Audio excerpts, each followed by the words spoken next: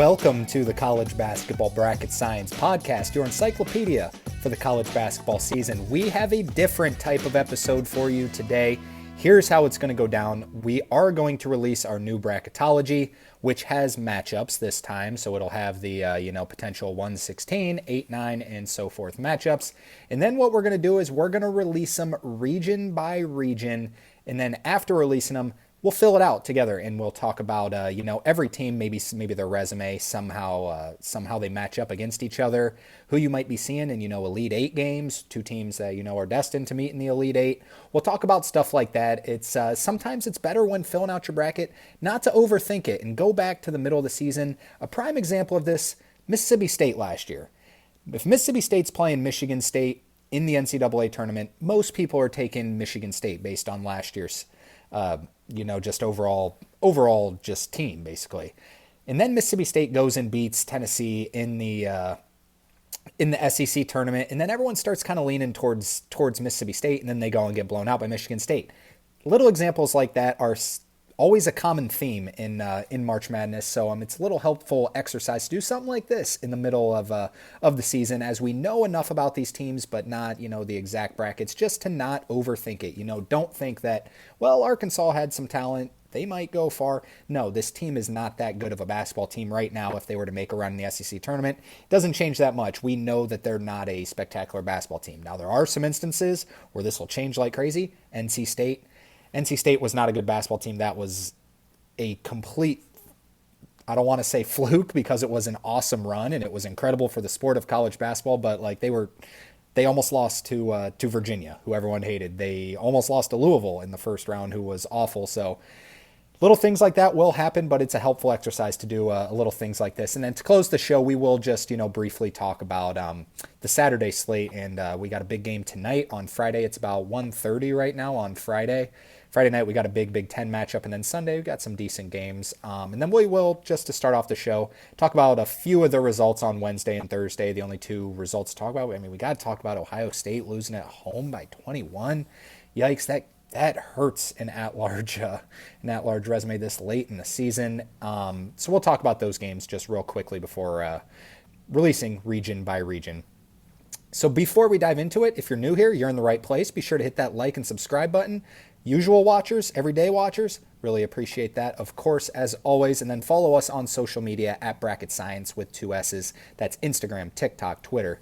On Wednesday, Arkansas lost at number 1 Auburn. No surprise there. Auburn, a little bit of a hangover game after going to Alabama, but still ended up winning against Arkansas. Number 15 Missouri beat number 4 Alabama. This was the best game of the night, and it was as entertaining as ever. Missouri 110 to Alabama 98. Alabama is really struggling to defend, just like they were last year. Cliff Amore was supposed to be that guy who stepped in and made their defense significantly better.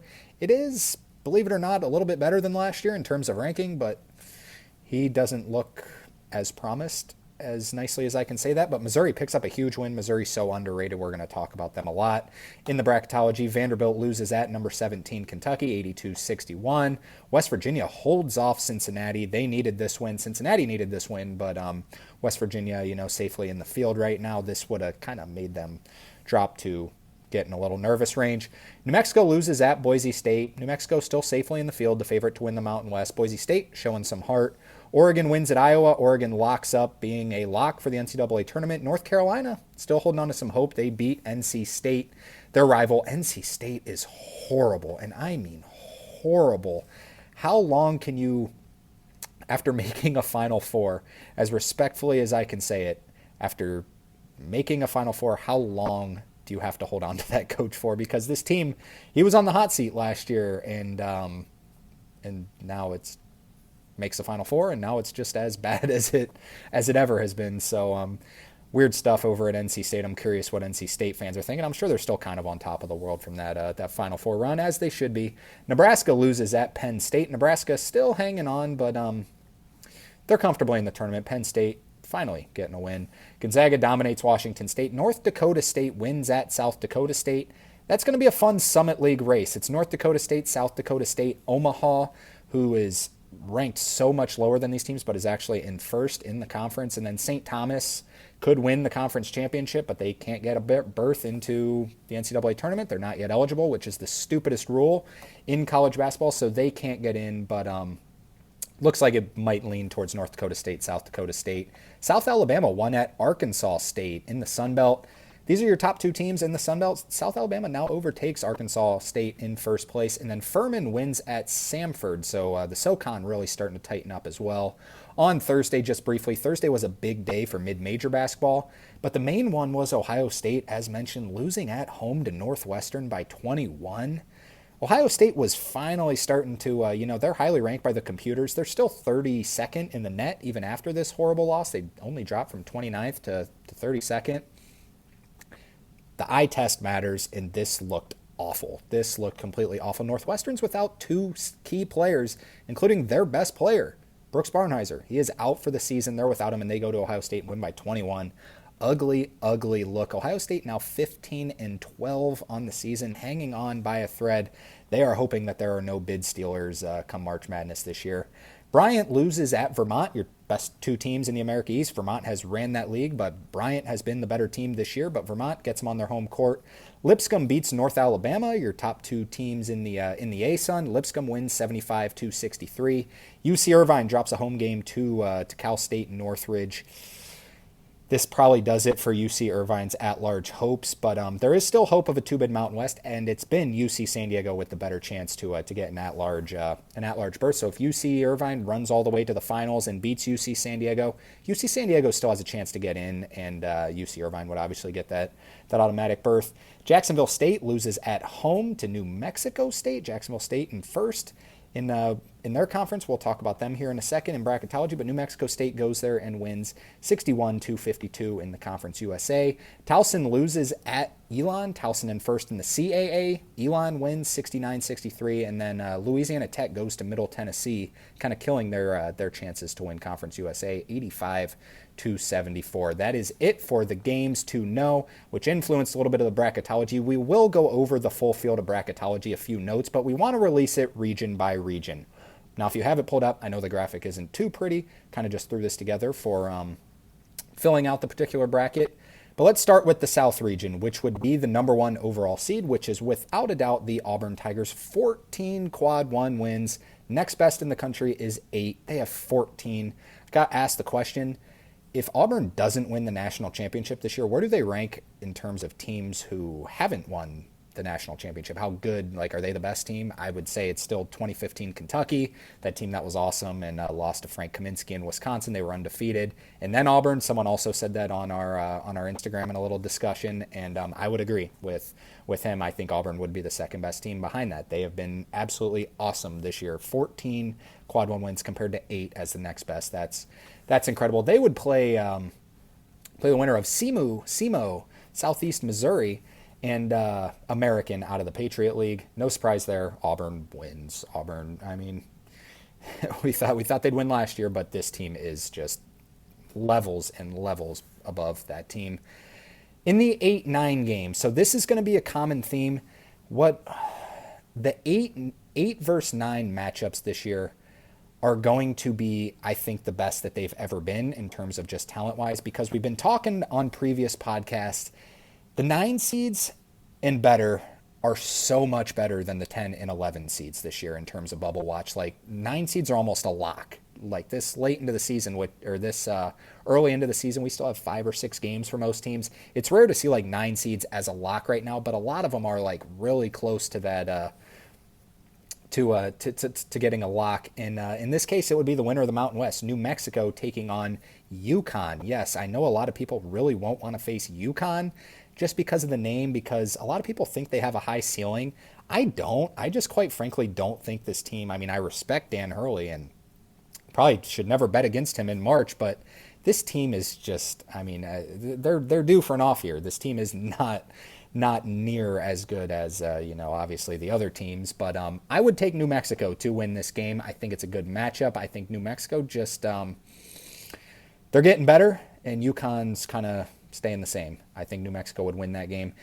Another theme we're going to talk about as we dive into the 5-12 game, I don't think we're going to get a 12 seed beating a 5 seed this year, unless Drake or UC Irvine or UC San Diego, I guess, squeezes into the 12 seed range, which as weak as the bubble is, I think they'll probably be 11 seeds this year. I don't think we're going to see a 12 seed beat a 5 seed. This McNeese team is down. They're not as, I mean, they're still obviously by far the best team in the Southland. I don't think they're as good as they were last year, quite frankly. They came in with a lot of preseason hype. We saw them in the non-con, not really, dominate anyone. I would take Texas Tech in this game without a doubt. I know a lot of people starting to think Texas Tech's overrated, but I think they win a game in March. St. John's as a 4 seed taking on 13-seeded Akron. Now, if there is a 13 seed, I think they'll end up being a 12 seed if they do win the conference tournament. It would probably be Akron, who I could see really winning a game. They've been dominant, have the longest win streak in the entire country, but against this St. John's defense, it's just completely different. Give me St. John's. I think we're going to see about as chalky as a first round as we've seen in a long time. Now, every time you think that, it might not be the case. So, every time you put those words in your mouth, Oakland goes and beats Kentucky, Oral Roberts goes and beats Ohio State. So you never know. This is what I've been seeing. I think the top half, I think the mid-majors are just a little down this year, with the exception of 11-seeded Drake taking on 6-seeded Louisville, and I will take Drake to win that game. Louisville, great season. I just think that their offense can get really stagnant at points, as can Drake's. Drake just with that mid-major love, they win games. They just win games. Louisville, a lot of people are going to see them going to the to the Elite Eight, maybe making a Sweet 16 run. People kind of forget about their non-conference, and it wasn't as dominant as you might think. They've been great in the ACC. In fact, the record's 13-2. The ACC is just so bad. They lost at Georgia Tech in the ACC play, and along with Duke, no surprise there. But when they played at Kentucky, they looked okay. They lost at home to Ole Miss by 23. Now, I know it's different teams. This team is getting better and better. It's going to take time for Pat Kelsey to rebuild. They had a key moment, and I think the game that's kind of stuck in my head was that home game against Tennessee, and Tennessee just went and gave it to them. I mean, beat them by 22 on their home court. They also lost to Oklahoma on a neutral. I know this is all non-conference, and they've gotten a lot better since then. They have beat Clemson. They beat Clemson at home by 10. Other than that, you're just not going to get good games in the ACC, and that's why I think I lean Drake. I don't have the exact stat. I would like to see, actually, you know what? Let's pull it up in real time here. Louisville's strength of schedule, where can we find it? Net ranking, 44th. Not too bad. That is not too bad whatsoever. Let's find Drake. Drake is 22nd, so Drake has played a harder strength of schedule according to, correct myself in real time, 163rd, so a little bit of a difference there. Was looking at Kansas State, not Drake. So Drake has played a much harder schedule. They have a much easier schedule. They have a better record. Just something about Drake and Ben McCollum, they seem to be that mid-major darling this year. I know people lean UC San Diego. I lean Drake. Iowa State taking on Towson. Give me Iowa State. No surprise here. Iowa State, when healthy, is as good as anyone. UCLA versus Texas. This is a tricky little matchup here. UCLA and Mick Cronin. Kind of tired of Mick Cronin.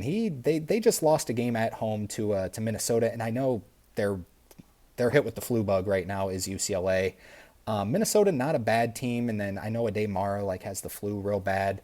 But after that game, Mick Cronin's kind of talking about the fans, hey, the fans are almost expecting or wanting us to do bad things, or, I'm paraphrasing, just saying stuff like that. They're trying to put words in my mouth to play these guys. And it's dude, come on, just go beat Minnesota. I know a lot of people in our Instagram comments we've got a couple UCLA fans. They're kind of tired of Mick Cronin, quite frankly, and I don't blame him. He's a whiner. He is a whiner. There's so much hate towards Dan Hurley because he's a whiner. Mick Cronin is a passive-aggressive whiner, at least Dan Hurley admits to it. Mick Cronin thinks he does nothing wrong in this world. I'm a little bit tired of him. I do think they beat Texas in this game because I do think Mick Cronin is a good basketball coach. I don't think Rodney Terry is a very good basketball coach. His team has way too much talent to be a 10 seed. Going on to the 2:15 game, Texas A&M out of the SEC taking on Bryant, the projected winner of the CAA, or the America East, still. They would either them or Vermont. I expect whichever team wins to be a 15 seed. Texas A&M, easy one here. Let's go back up to the top. Auburn, New Mexico. It's unfortunate for New Mexico, but it's Auburn 100%. Anyone who matches up with Auburn, I'm going to take Auburn. Auburn wins that game. Texas Tech versus St. John's. Here's where I'll lean St. John's, and I will remember Texas Tech lost last year in the first round to NC State, so on a little bit of a revenge tour there. JT Toppin's been awesome. If there's a coach and a team that can shut down JT Toppin, it is St. John's. I think they have a much better matchup in that game against Texas Tech. I would take St. John's to move on. And then Drake taking on Iowa State. Love Drake. I pick Drake every year, picked them the last 2 years, and they have completely failed me. Different coach, different team. They got continuity. As mentioned, I think they would beat Louisville. I will take Iowa State in this one respectfully and by quite a big margin. Then UCLA, Texas A&M. If this were a game, be prepared for about as ugly of a basketball game as you're going to find. 66-64. Either way, I would go Texas A&M, quite frankly, in this one. Just out physical UCLA. Back up to the top. So we have 1, 2, 3, and 4. As chalky as it gets. If you're looking to win your friend bracket, I know if you're looking for a perfect bracket, chalk is not the way to go. If you're in a group, pick chalk. It always ends up working out better. I know if you think like, oh, well, it's not something crazy is going to happen. Drake's going to go to the Elite Eight. It rarely happens. If you were to give me Drake to go to the Elite Eight or Iowa State to go to the Elite Eight, 100% of the time you would take Iowa State. Now, crazy things happen, but it's so hard to predict if it would be Drake or it would be even Akron or McNeese in this region. So go with your gut. Go with Auburn. Auburn beats St. John's, quite frankly, just because St. John's can be stagnant on defense, and when Auburn is in a must-win scenario against a great coach, they're going to show up and they would win that game. Iowa State versus Texas A&M, not even a thought behind my mind right here. I would take Iowa State in this game. I think Texas A&M they have the style to not lose a first or second round game, in my opinion. Once you get to playing, teams that are equivalent as them, I would take Iowa State in that matchup. So Auburn, Iowa State, a 1 versus 3 Elite Eight game. No surprise. Give me Auburn to reach the Final Four because this team. I commented on someone's post like, why are you so much higher on Auburn than Duke? Because Duke, I'm confident. If they play Auburn, it would be a great game. Like it could be 50-50 either way. Duke could lose on the way, in my opinion. I think they're a little bit more vulnerable. I think Auburn is as bulletproof of a basketball team as I can remember outside of probably that UConn team last year and maybe even comparable with that UConn team last year in terms of like they're not going to lose. I know they lost to Yale last year. That team last year was not near, and I mean not near as good as this team this year. They're bulletproof. If they don't make the Elite Eight, I will genuinely be so shocked. I'm taking them to win the national championship, quite frankly. I've seen enough. I think they're the best team in the country, but I will admit, if they were to match up with Duke or even Florida in the national championship game, it could be a 50-50 matchup, and it's just Duke and Florida. You have to get there first. All right, so speaking of Duke in the East, let's move on to the East region. Number 1 seeded Duke as a number 2 overall seed, taking on Omaha, the projected winner right now out of the Summit Conference. I think it'll be South Dakota State or North Dakota State, which will end up being a 15 seed and will drop, someone of the likes of, maybe a Cleveland State to a 16 seed. Something like that. But Duke, without a doubt, wins this game. Creighton and Baylor. Baylor's injury is just too much. If Baylor were to have to match up with Ryan Kalkbrenner, they have no chance. Literally no chance. They have no height. Norchad Omier as their center. 6'7", matching up against Ryan Kalkbrenner, 7'1", and awesome Ryan Kalkbrenner. Baylor's guards can really score the ball. They have the potential to, be that frustrating small 4-guard team with a 6'7" center that beats you. And you're like, how did we lose to them? A lot of things would have to go right. I would take Creighton in this game. Maryland and Yale. A lot of people really like Yale. The Ivy League always performs. The Ivy League is, it's been Yale, it's been Princeton. They always perform. This Yale team is good. They're not as good as their team was last year, quite frankly. And last year's team was a 13 seed. Yale would be a 12 seed this year. I strongly believe that this team is not as good as last year's team. And so that just kind of shows what the mid-majors are. Team's not as good as last year's team. Last year's team was a 13 seed, even with, and obviously not every favorite's going to win the conference. This year as a 12 seed. I think Maryland has sneaky, and I mean sneaky, really good upside. I know that kind of getting on the radar now. I would take Maryland to win that game. 4-seeded Missouri taking on High Point as a 13 seed. This would be a popular upset pick. People would take High Point. I would strongly advise against that. People are kind of turned off of Missouri just because of the name and because of what happened last year.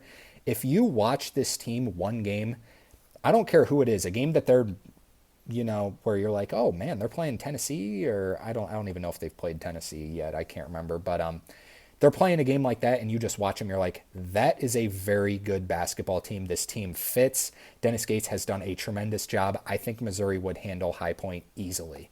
But I do end up thinking, as mentioned, that High Point will climb up to probably a 12 seed because are all the 12 is McNeese probably going to win the Southland? That's a bad example. But if you look at the other ones, is George Mason 100% going to win the A10? Probably not. I mean, there's a chance VCU's in there. If VCU wins, they might go to an 11. But if you get someone like someone random in the A10, Richmond comes all the way back and wins, and they end up as like a 13 seed, then obviously High Point would jump them, or a 14 seed or whatever. So that's a little bit of the thought process, but I would take Missouri in that one. 6-seeded Kansas versus 11-seeded Wake Forest. I think both teams stink. I kind of wish that this was not a matchup. I have to go with Kansas. I have watched Wake Forest too much. Wake Forest beats teams they should beat. They really do. They do a good job. Their strength of record is pretty good. But if they were to match up with this Kansas team, and I know Kansas has just been terrible as of late, I don't see a way that Wake Forest could beat them, quite frankly. The talent is just so much different there. Give me Kansas. If Kansas matches up with probably any other 11 seed, I would probably take the 11 seed. Also want to mention, have been getting questions about Kansas as a 6 seed, which doesn't make a whole lot of sense to me. They're still 22nd in the net. I know they don't look good. They're 5-7 in quad 1. That's pretty good for a 6 seed, 5 quad 1 wins. They're 3-2 in quad 2, wins against bubble, 26th. Their metrics are right around the 25. They're predictive, so 6, 7 seed. Their BPI is so high, it's up to it's like 12th or something, which is another thought that we're not going to dive into. The BPI, if you get your stuff from ESPN's awesome. They hold great games. Don't get me wrong. The BPI is the worst metric in all of college basketball. That's the one where you've been seeing North Carolina has an 80% chance to get in. Pitt has a 60% chance to get in. No, they do not. That's based off the BPI, because what KenPom and Torvik, why they're so highly thought of. So they do have preseason bias, but as more games come on, KenPom does. As more games go on, the preseason bias goes away. So at this point, KenPom has no preseason bias. It's based off all results. BPI holds in that preseason bias. So that's why Kansas is so high. They were the number 1 team in the AP poll, top 5 by most computers going into the year, which is absolutely ridiculous. I 100% agree, but they are at worst a 6 seed right now. I've seen a lot of people have them as 5 seeds or 6 seeds, but their metrics across the board are not near as bad as you think. They beat Michigan State. They beat Duke on a neutral. They've also beat Iowa State. They look horrible as of now, but it's overall body of work. It's not just right now. Moving on from one blue blood program to another. Number 3, Kentucky, 3-seeded, taking on Jacksonville State. No surprise, give me Kentucky in this one. Mark Pope gets the job done. 7-seeded St. Mary's taking on 10-seeded Nebraska. So we do still have Nebraska in the tournament. We'll talk about them here a little bit once we go over the entire bracket. I think St. Mary's would beat Nebraska. Now, Nebraska, I think, can beat just about anyone. This St. Mary's team is legit, though. Marasakis and Augustus Marcelonis, they've got some pieces there.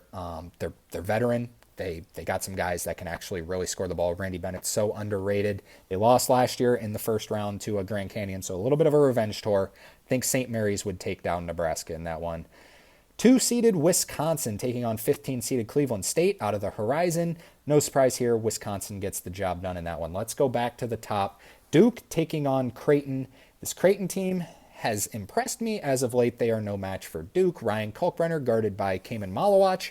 Who can match up with him? Malawach 7'2", Kalkbrenner 7'1". He can match up with him. Duke is without Malik Brown right now. He re-injured himself. He needs to get back for this team to have as high a ceiling as they could, but I still think they would get past Creighton in this matchup.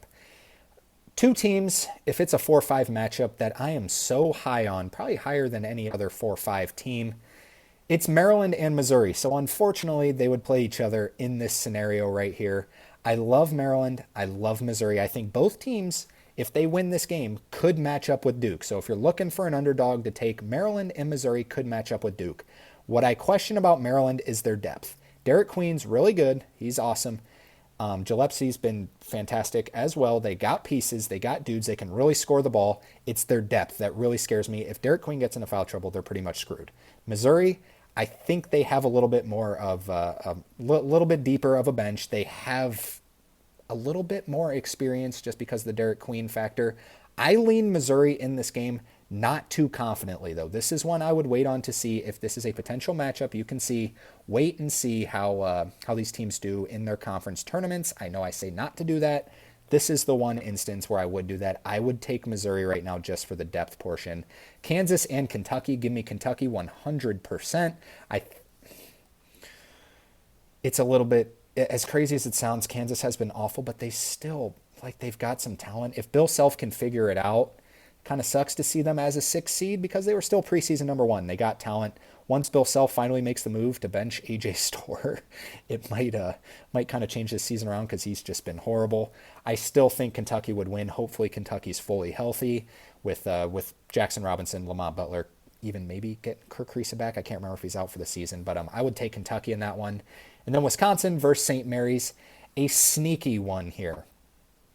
I've been praising Wisconsin since I saw them in the middle of since they maybe beat Arizona earlier in the year. I started really starting to pay attention to them. I'll be the first to admit, I had them like 14th or 15th in the Big Ten preseason. The roster didn't look great, and then John Tonji just comes out of nowhere and is an All-American. And this offense for Wisconsin is absolutely electric. This would be a really good game. This would be a close spread, probably 3.5 points favored towards Wisconsin. I will take Wisconsin in this game, though. I think their offense is just a little bit too good. And this team is so much better than last year's Wisconsin team. Get that sour taste out of your mouth. This Wisconsin team is for real. So going back to the top, Duke and Missouri. As mentioned, Missouri, Maryland could really match up with Duke. I will take Duke in this scenario going to the Elite Eight. And then Kentucky versus Wisconsin. I think Wisconsin's just a little bit better put together. Kentucky really struggles defensively. Wisconsin's solid on defense and, believe it or not, almost as good on offense as Kentucky is. Give me Wisconsin to win that game. That would be a tremendous matchup. I just think Wisconsin's continuity and their little revenge tour, they get the job done there. Then Duke versus Wisconsin. How about that? A rematch of the national championship game in 2015, that season we just talked about where Wisconsin beat Kentucky. I would take Duke in this scenario. Just not a lot of teams can match up with Duke. But like I said, this would be some roadblocks for Duke. I don't think they'd have a problem with Creighton. Missouri or Maryland would cause them problems. Wisconsin or Kentucky, obviously Kentucky already beat them this year. I would lean Wisconsin. Could cause them problems. Give me Duke to win that region, though. So you got Auburn and Duke, chalky as ever. Here's where it gets a little bit interesting. This is obviously, as I pull up the graphic, if you're watching, this is as unconfident as I could be in an entire region. This region is so confusing. 1-seeded Alabama, they are still a 1 seed, even coming off 2 losses, taking on 16-seeded Norfolk/Southern. Give me Alabama, of course. If you ever take a 16 seed, I will not agree with you. But if you took Fairleigh Dickinson against Purdue, you're a genius. But give me Alabama in that one. Battle of Mid-Majors. Gonzaga taking on Utah State. I don't think Gonzaga is going to end up an 8 seed. They have a matchup this week with St. Mary's. I think they're going to beat St. Mary's. I think Gonzaga is going to end up a 7 or 6 seed, quite frankly. They're playing great right now. They've been playing really good basketball. They started off, obviously, blazing hot. Then they fell off like crazy and did not look like a competent basketball team. They're back to playing really good ball. We kind of said the same thing about Alabama. We said it on a couple podcasts ago when Alabama rise to number 2 in the AP poll. I'm like, I think they peaked at the wrong time. I think there's going to be some regression, and it's starting to happen. They're starting to play, teams go up, teams go down. Basketball is as trendy of a game as there is. They're starting to go the other way. Hopefully they can rebound by March, but starting to lose a little confidence there. Gonzaga, the opposite. They're playing really good basketball right now. I think they're starting to peak at the right time. We'll really get to know it with the St. Mary's game, but I'm starting to get really bought back into this Gonzaga team. 9-seeded Utah State, good team, run a zone. I just think Gonzaga is too talented for Utah State. It's a clear talent edge for Gonzaga. Give me Gonzaga to win that game. 5-seeded Marquette taking on a first four matchup. First four between Oklahoma and SMU. Oklahoma and SMU. I apologize. This graphic is actually wrong because there can't be two first four in the same one. So flip UC San Diego and Ohio State and Vandy, we'll say. Apologies for that, but just now noticing that.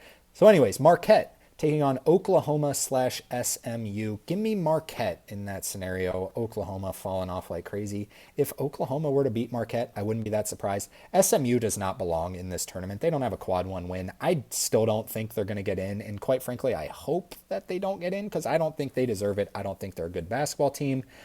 If there's any sort of bid stealers, as mentioned, Northwestern goes out and wins the Big Ten. That knocks off SMU. SMU are last team in. Oklahoma are second to last team in. Give me Marquette over both of those teams. 4-seeded Michigan State taking on 13-seeded Chattanooga. Give me Michigan State in that one. No surprise there. Michigan State probably as high of a floor as you can have for not losing first round. Ceiling's a little bit questionable. I would take Michigan State. Let's keep going through this as we mentioned. This would not happen, but I don't know how it ended up happening. Anyways, mistake on my part, but 6-seeded Clemson taking on 11-seeded Vanderbilt or Ohio State. Ohio State dropping down into our first four. I would take Clemson over both of those teams. I like Jake Diebler. I don't know if he can win a game in March Madness. Vanderbilt's been good. Watch out for Vanderbilt. They're kind of flying under the radar. I think Vanderbilt is that SEC team that I think they should get in. I think they've done enough, but metrics aren't too spectacular. 3-seeded Arizona taking on 14-seeded Utah Valley. Give me Arizona, no doubt about that one. 7-seeded Illinois taking on 10-seeded San Diego State. Two teams I'm not real high on. San Diego State just doesn't have the roster to do it for me. Illinois, I think I've been saying it for weeks, is overrated. I do think Illinois would match up better with San Diego State in this scenario. San Diego State just can't really score the ball. Illinois got a good defense. They've also got a solid offense, just a little bit more balanced than San Diego State. I would take Illinois to win that one. And then Tennessee taking on Montana. Tennessee 2-seeded, 15-seeded Montana. Give me Tennessee in that one. And then moving back up to the top, Alabama and Gonzaga. Here's where we start to get a little bit crazy. Give me Gonzaga to beat Alabama. I think the 1 seed, the most vulnerable, is Alabama, especially right now. Both teams can really score the basketball. I think Gonzaga just has one more dude by the name of Caliph Battle. Ryan Nembhard, Graham Ike, going to show up. They make the Sweet 16 every year. They got experience. Obviously, Alabama made the Final Four last year. Think they're in for a bit of a letdown. I would take Gonzaga in that game. Marquette and Michigan State.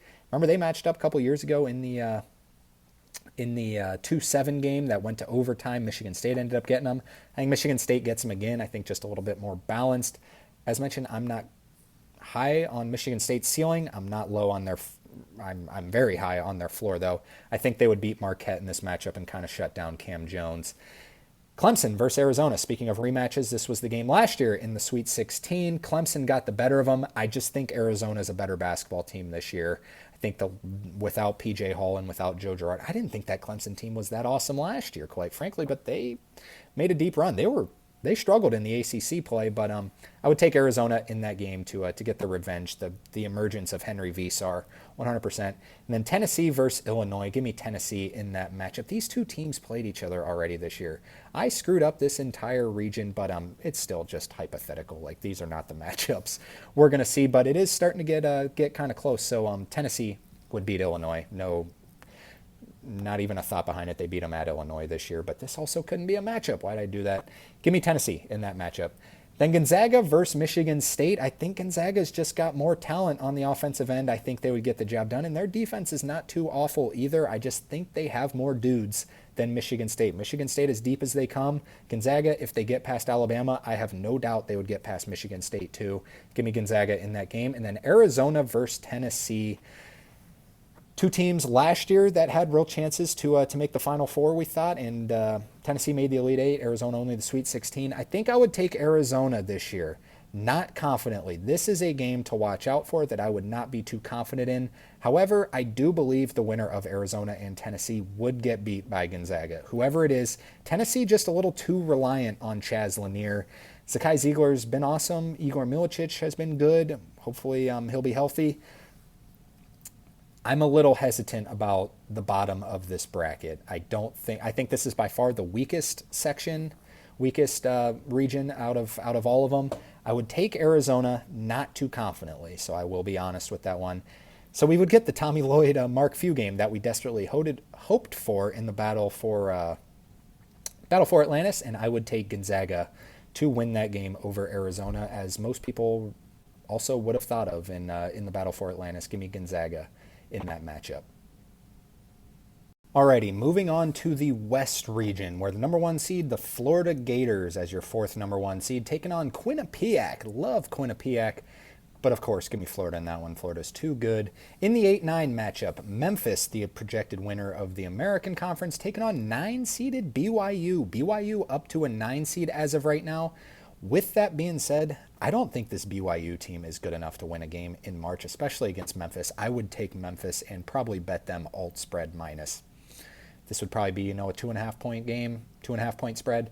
I would probably take Memphis alt spread minus 6.5, minus 7.5. I do think BYU is a little bit overrated, quite frankly. They did nothing in the non-con. They've been pretty solid in conference play. Now I know you with a new coach, somewhat of a new team, you want to just kind of you don't want to dive in too deep. I mean, Pat Kelsey did with scheduling Tennessee early, but with you don't want to dive in too deep.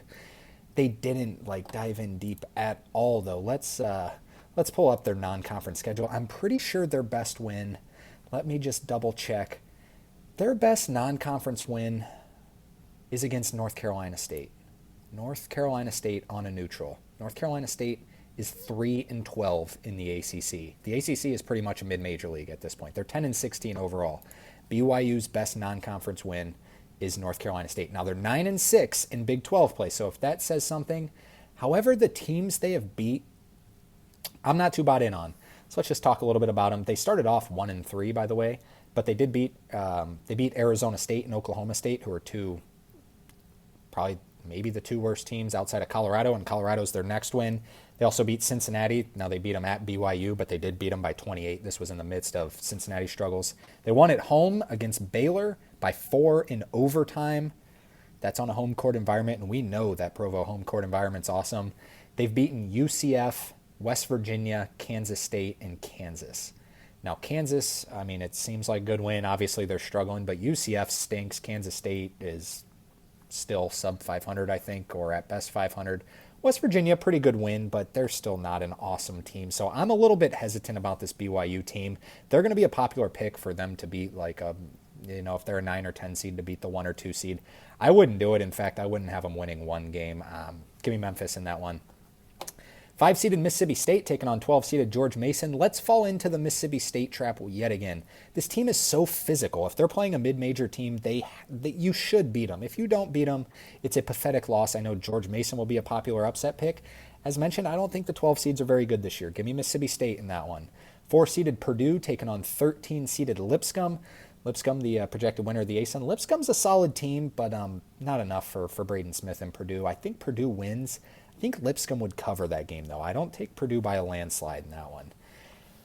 Now let's get into to some SEC versus Big West action. 6-seeded Ole Miss taking on 11-seeded UC San Diego. San Diego, the favorite to win the Big West as of now, maybe even an at-large team. I'm going to take Ole Miss in this game because I think Ole Miss is a really good basketball team. UC San Diego has a little bit of, the Loyola Chicago love a couple years ago. FAU was kind of just different because they were a 9 seed. They were a 9 seed out of Conference USA. That team was really, really good. UC San Diego's not that good, but they are good. They'd be a popular pick to win a game. However, this has nothing to do with UC San Diego and everything to do with Ole Miss. I think Ole Miss is better than people think. I would not be too confident taking Ole Miss, but I would take Ole Miss in this scenario because I think Ole Miss has the capability of winning 2 games. They kind of remind me of Clemson last year, quite frankly. 3-seeded Michigan, the projected winner of the Big Ten, taking on 14-seeded South Alabama. Give me Michigan in that game, although Michigan's been playing with fire a little bit lately, but they're still a good basketball team. They're a matchup nightmare, especially for a mid-major. My goodness, imagine having to guard 2 7-footers. Next up, 7-seeded Oregon versus 10-seeded West Virginia. I don't think either of these teams are very good, so if they match up with someone else, I don't think that they'll win a game. However, I will not bet against Dana Altman in March. I think Oregon is actually better than West Virginia, too. West Virginia, they were hot, in my opinion. There's teams where it's like, wow, they're just a good basketball team, and there's teams where they were hot. I kind of lean West Virginia was just hot for a while. I would take Oregon to win that game, but not very far. And then I would take Houston to take down Central Connecticut State. No surprise there. Houston and Oregon playing in the second round, but let's go back up to the top. Florida versus Memphis. If I were 1 seed, I would not want to play Memphis. However, I think Florida is just a little too good. Give me Florida in that matchup. Mississippi State versus Purdue. I would lean Mississippi State in this matchup because Mississippi State is so physical. Purdue has no center. They have no big. Trey Kaufman-Wren's really good, but he doesn't play like a 7-footer. He's kind of a mid-range floater, but he's got tremendous footwork, really good basketball player. But when they're matched up with this physicality, like Cam Heide and Cam has not been. The loss of Daniel Jacobson has been a lot bigger than we thought. That's what I will say about Purdue. Now, Braden Smith's awesome. He could win a game for them yourselves, but I would take Mississippi State in this matchup. Ole Miss, Michigan, I thought way too long about this game. Could be UC San Diego, could be Michigan. However, I leaned like I said, I'm more of a bracketeer where if you're playing with your friends and you got money on the line with your friends, I think Michigan has a better chance because UC San Diego could beat Ole Miss. So if UC San Diego beats Ole Miss and then win, it's like I would lean Michigan to at least win 1 game. So take them to win 2 games in this scenario. I would take Michigan. And then Oregon and Houston. Give me Houston by a landslide in that one. I can't remember if they matched up in the I guess we can look at it just real quick. If they matched up in the Players Era Festival, that might be they did not. They did not match up against each other. Houston is so much better than Oregon. Houston would win that game. So Florida, Mississippi State in a SEC matchup. Give me Florida in that one. Florida's just too good for Mississippi State. Mississippi State, a little bit of high upside, but I don't think they're an Elite 8 team. And then Michigan, Houston, 2 kind of similar teams in my opinion. They got some bigs that are obviously really tough and then kind of similar guards in that aspect, but I think I would lean Houston. Like I said, Michigan could lose to Ole Miss, so kind of in this scenario, not real confident in this bracket, but would lean Houston just because if Houston plays UC San Diego, Houston's going to win. If Houston plays Ole Miss, I think Houston's going to win. Against Michigan, it's a little bit of a different matchup, but Michigan has a worse chance of getting there. I would lean Houston in that game, matching up a 1 versus 2, Florida versus Houston. For people who listen to this regularly, you're going to be surprised. I would take Florida. I praise Houston like crazy. I just think Florida is too just big and physical and too good offensively and defensively for Houston. Houston's really good. I just think Florida's a different kind of good. I would take Florida in that one. Setting up a Final Four of Florida, Gonzaga, Duke, and Auburn. And then I'm not even going to go over the Final Four because who knows what that will end up. But that is kind of how I would go through dissecting some of these games. I will just pull up the bracket of the full bracket here. So just a few things just a few little observations I had. The 8 and 9 seeds, the first thing, these 8 seeds are ridiculous. Even 9 seeds. UConn, Baylor as a 9 seed, that's pretty good. There's no denying. Like I said, I don't think this UConn team's very good. It'll show how much experience really matters if they have to face Auburn. I don't think they're getting through Auburn, but Gonzaga, Memphis, New Mexico as an 8 seed. Creighton, I think has a great chance to win a game, but a little bit lower on them. And just the overall SEC dominance was just the other thought. So you got 3 1 seeds from the SEC. You got a 2 seeds from the SEC, 1 3 seed, 1 4 seed, 1 5 seed. It's just the SEC has just been absolutely dominant. And that's kind of what I wanted to lean on when we move into the bubble watch. So we'll talk about the bubble. We're going to our thought is going to be on Oklahoma here in a second, but let's switch over to the bubble and just go through the graphic right now. So our last four byes: Nebraska, San Diego State, Texas, and Wake Forest. Wake Forest to me screams first four. So if there's a bid stealer, I really believe Wake Forest is going to be first four because they have the resume to get them in the tournament, but their computer predictives are horrible. So that's usually where you end up, is in Dayton to kind of, prove yourself, prove that you're good. Ohio State as a first four team, the complete opposite of Wake Forest. They have really good computer numbers, but their strength of record is not as good. So I think Wake Forest deserves to be in ahead of Ohio State. And then Vanderbilt, Oklahoma, and SMU as the last team in. I'm so unconfident in it. I don't think SMU is going to get in, but right now their resume is better than VCU, who I have as the first team out. So let's talk about Oklahoma, because I've been getting a lot of questions about Oklahoma's resume, and because they're 3-10 in the SEC. They went 13-0 in the non-conference, and I will say I am not a believer in head-to-head matchups usually ever, because anyone can win on any given night. The only time I kind of lean to head-to-head is when there's two conferences that are complete opposites. Like if we were to say, Drake beat Alabama. Okay, they can compete with SEC teams. They deserve to be in. So let's talk about like Oklahoma. Oklahoma played Louisville. They beat them on a neutral floor. Different teams now, yes, but that just shows the SEC is 20 times better than the ACC. In fact, I'm pretty sure that the SEC is 3 times better. Nah, they're over 2 times better. The SEC's net ranking is plus 21.9. The ACC's is 9.3. So it is like the ACC is closer to the Mountain West than it is to the Big East by a landslide too. Like they're like 1 net point higher than the Mountain West and 4 net points behind the Big East. They're almost closer to the WCC as the Big East, and you're really diving into the mid majors. So that's kind of where I would lean head to head. I think Oklahoma, I would put in a 5-13 ACC team over SMU, SEC team over SMU, because when you're the 5-13 team who's beaten Michigan on a neutral floor, you've beaten all these other conferences. You beat Arizona, who's in the Big 12. All these other conferences you beat. I know they didn't beat them by landslides, but you beat them. To me, that just kind of shows that maybe it's the SEC. It's not the team. I don't know if the committee will have the same thought process of me. I mean, they've lost 5 in a row. The one to LSU was tough, but they lost to, these are KenPom ranks, 2nd ranked Auburn, 5th ranked Tennessee, 13th ranked Missouri, and 4th ranked Florida. You can't really count them out too much for that, and they still have a gauntlet of a stretch coming up. They got Mississippi State, Kentucky, Ole Miss, Missouri, and Texas. I would have Oklahoma in the tournament over SMU. I don't know if that's what they would do. Even when you look at their complete metrics, like it's not as bad as you think. Like they're around the 50s in predictive metrics. They're still 36th in wins against bubble.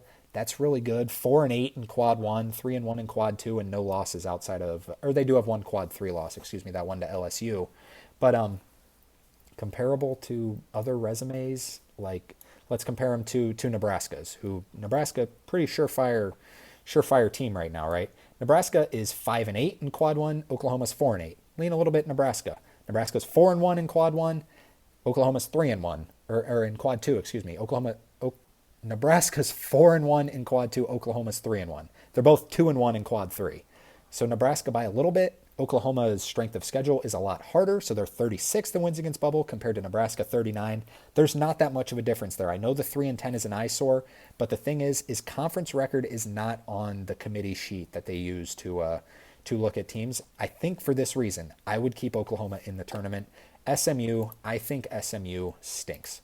Let's talk about SMU's resume real quick. Since we're going long here anyways, let's keep it going. Their computers love them. They're 38th at KenPom. That's pretty good. Their best non-conference win, let's see here. It was LSU by 10. LSU is 78th at KenPom. LSU, not a bad team.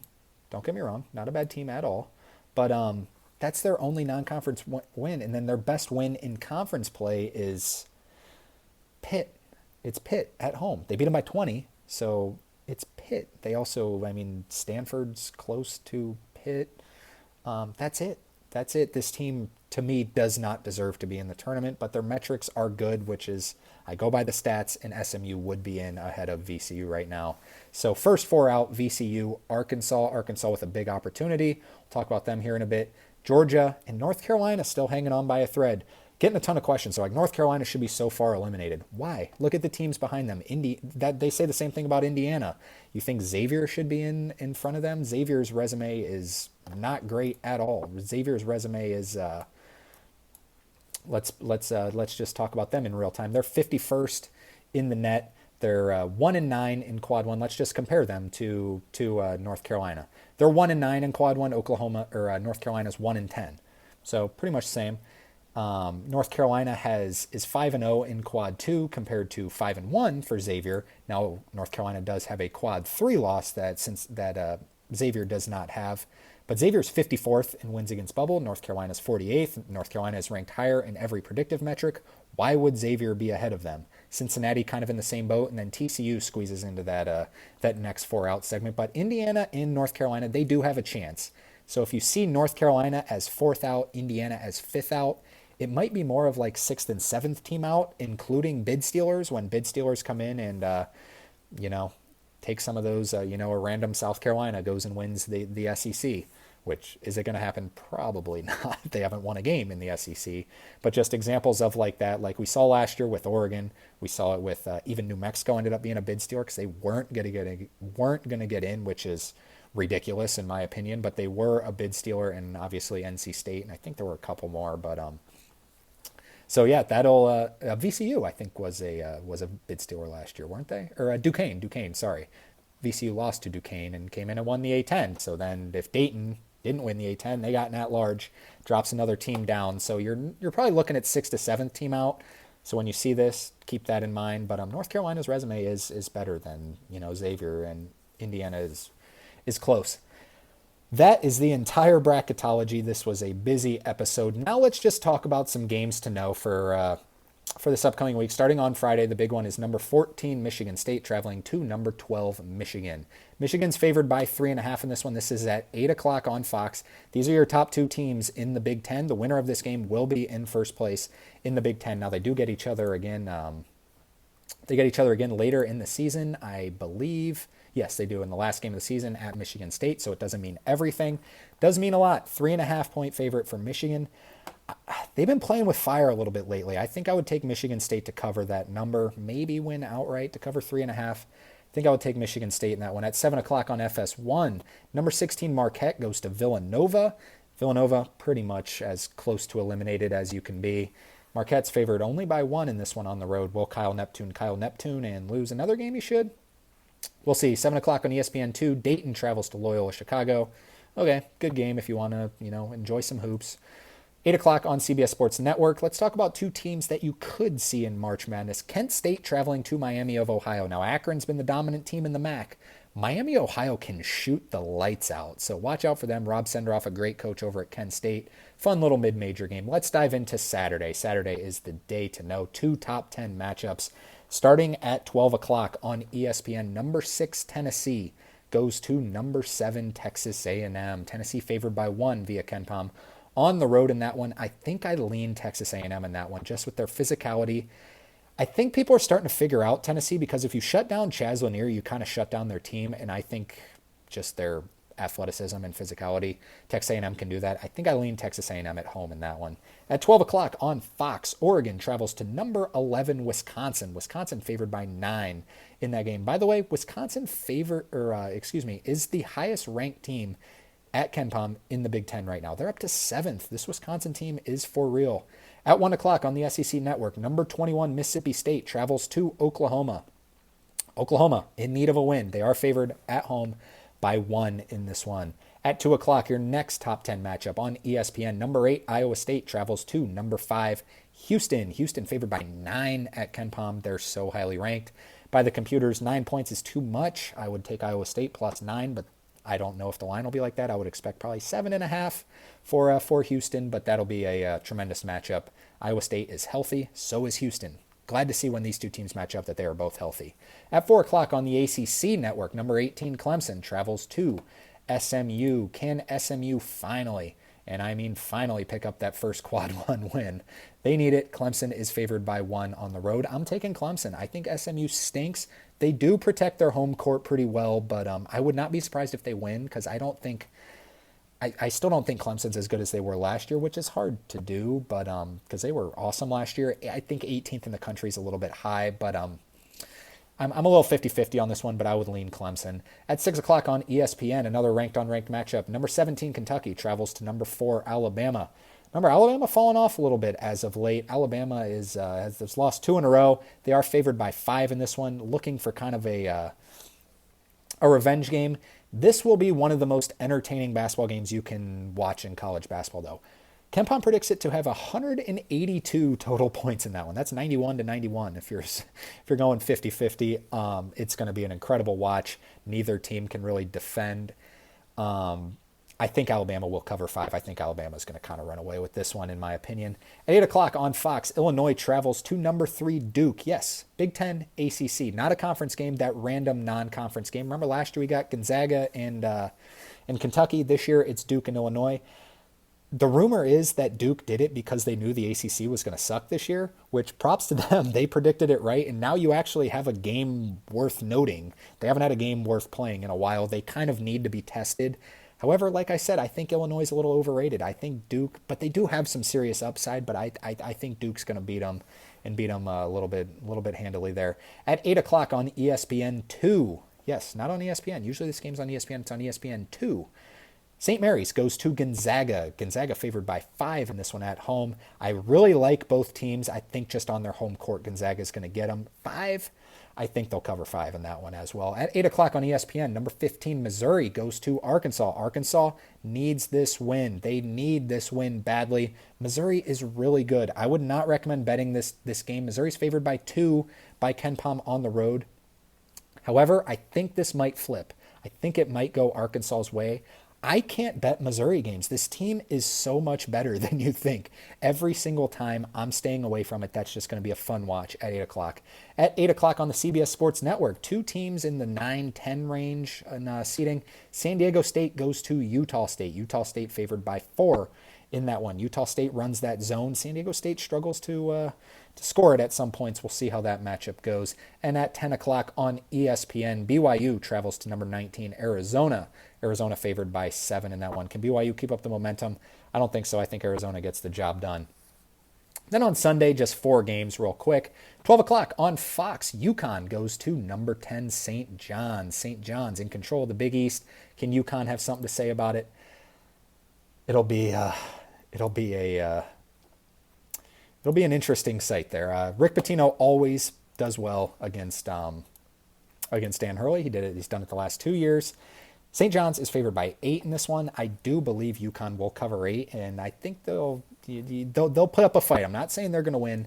I think they'll put up a fight, though, at Madison Square Garden. At 1:30 on CBS, number 13, Purdue goes to Indiana. Indiana, as I mentioned, not as far out of it as you might think. Huge rivalry game. Purdue favored by 4 on the road in this one. I don't know how to take this one. I'm just going to sit and enjoy it. At 2 o'clock on ESPN+, let's give one mid-major love. Milwaukee goes to Robert Morris. Robert Morris has been playing, believe it or not, some incredible basketball as of late. They've been playing like the best team in the Horizon. Milwaukee was my preseason pick to win the Horizon. Cleveland State is currently in first, so it's kind of all over the place, but this is a fun mid-major game. Robert Morris is rolling right now.